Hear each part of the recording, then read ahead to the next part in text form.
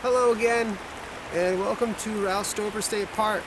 It's not big, it's not that remote, but somehow it still feels like it. I think it might have something to do with the large cliffs that surround the whole area. Or maybe just the fact that nobody visits that often. But either way, it's one of my favorite places. And while this might not be a long video or a large hike, it's somewhere I wanted to share. Now, unfortunately, we did have a bit of a snowstorm come in the day prior, so that's going to limit what I can show you, but we're still just going to try to have fun. So, let's take a look.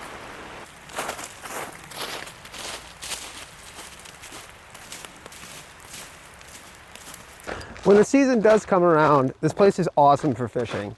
I mean, you're not going to catch anything big. It's mostly sunnies, and sometimes you get some smallmouth. And of course, when there's trout stock, there's trout. But there's just something fun about it. I guess for me, when I started getting to fly fishing, this was my first little challenge. You know, out of completely stocked little panfish ponds, I moved into this where you have to think about the current, you have to think about the rocks, think about where you're going to place your line, where you're going to place your fly, and if you're going to attract the right things in the process. And it was awesome. So for families and people just starting out, it's a great place. When trout stock comes around though, it's pretty competitive over here because a lot of dudes jump in to catch the trout, especially early season. And unfortunately, I'd say maybe a month or two after stock, I mean, they're pretty much all gone. And for the rest of the year, it's just the panfish and some smallmouth.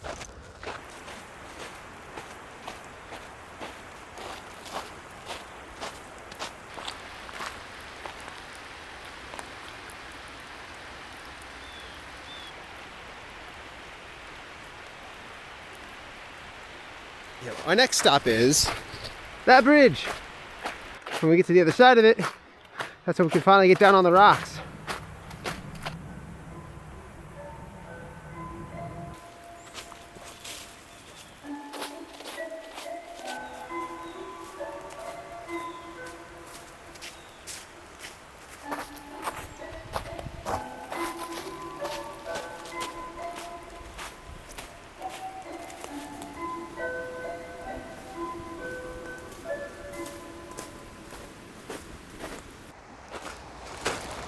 All right, now that we're on the right side of the creek, I can finally show you what this place actually looks like. Let's go walk on some rocks.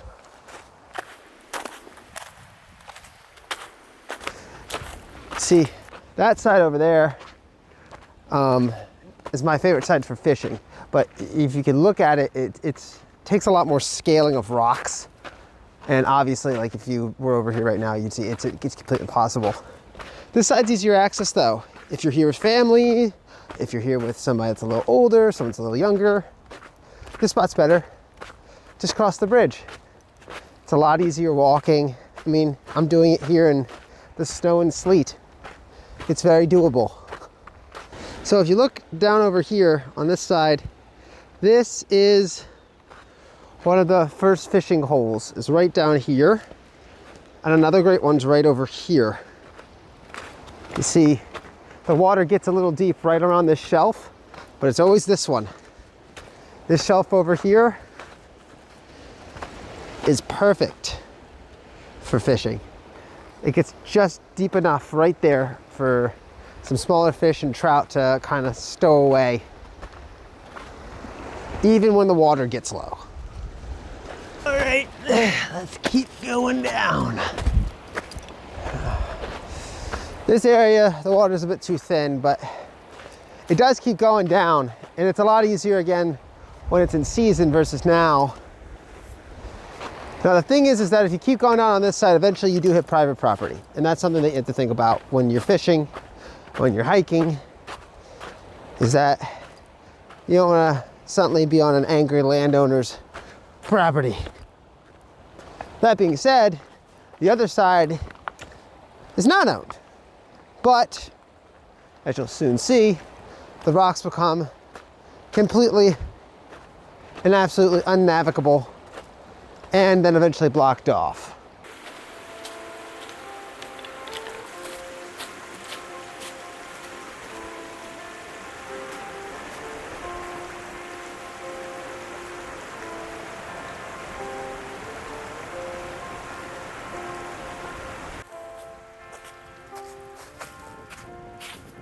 This right here, my friends, is my spot. This is the spot I come when I need to think. This is the spot where I've come in the past, where I needed to just forget and be apart from the world. There's nobody around, and there never usually is. And again, it's just these big cliffs that make you feel like you're just somewhere so far away. And no matter how many times I've come here, I always get that same feeling. I don't know.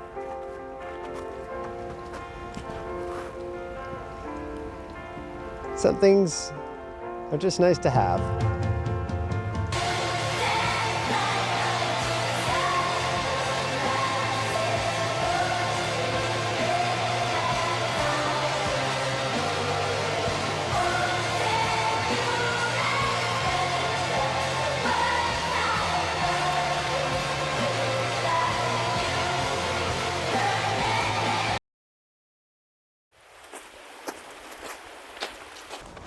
We're coming up on really the farthest point we're going to be able to get to today. It's a really gorgeous view, but we're about to hit private property, and on top of that, the opposite side of the park becomes completely unnavigable right now.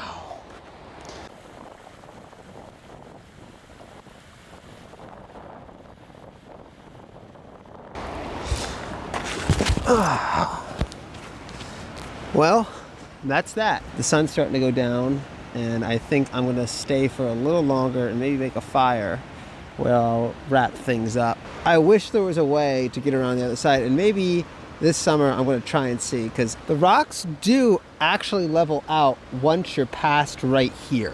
I'll see you at the campfire, and we'll talk there a little bit more about what's coming next for me, this channel, and hopefully your viewing entertainment.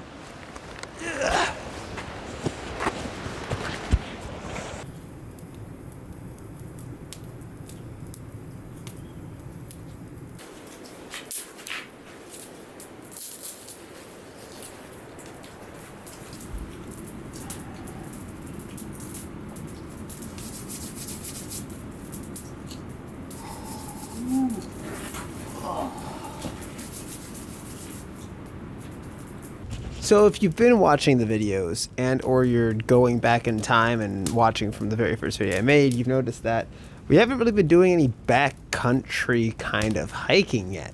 The reality is that it being the dead of winter is definitely contributed to what I feel comfortable with. Plus, backcountry hiking is kind of a new hobby for me, so I'm still learning my ways. There's definitely some spots I've been planning videos for, and I'm very excited to have the chance to take you out to. We're just not there yet. We will be soon. For now, we're just gonna see what we can make while winter's here. I mean, when summer finally arrives, it's gonna be a lot easier to create content.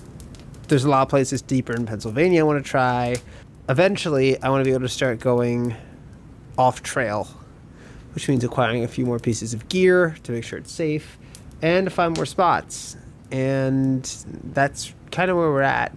Right now, it's still December, almost January, And the hope of better weather is pretty far away.